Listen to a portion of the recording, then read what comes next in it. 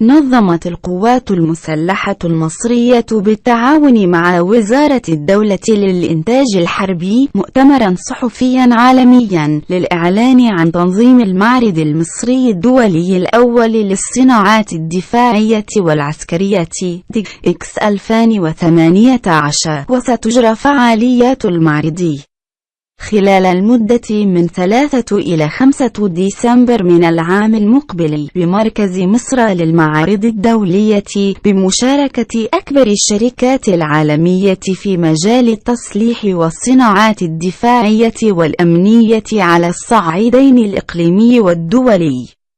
ويعد هذا الحدث الأول من نوعه في مصر والقارة الإفريقية، والذي سيتضمن معروضات من أحدث المنظومات العالمية في مجال التسليح والتقنيات المرتبطة بها، كما يعد ملتقى لكبرى قلاع صناعات الدفاع الدولية من جميع أنحاء العالم، بجانب الصناعات العسكرية المصرية من إنتاج القوات المسلحة المصرية والشركة التابعة لوزارة الإنتاج الحربي والهيئة العربية للتصنيع.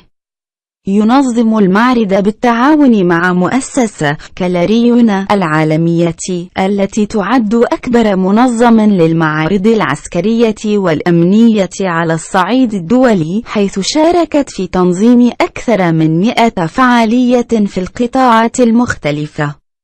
ومن المتوقع أن يشارك في المعرض أكثر من 300 جهة عارضة من صناع أنظمة الدفاع والأمن، فضلا عن أكثر من 10,000 زائر على مدى 3 أيام. وسيتضمن المعرض برنامجا للمؤتمرات وبرامج لكبار الشخصيات العسكرية المشاركة في الفعاليات. إذا أعجبك الفيديو لا تنسى الإعجاب والتعليق،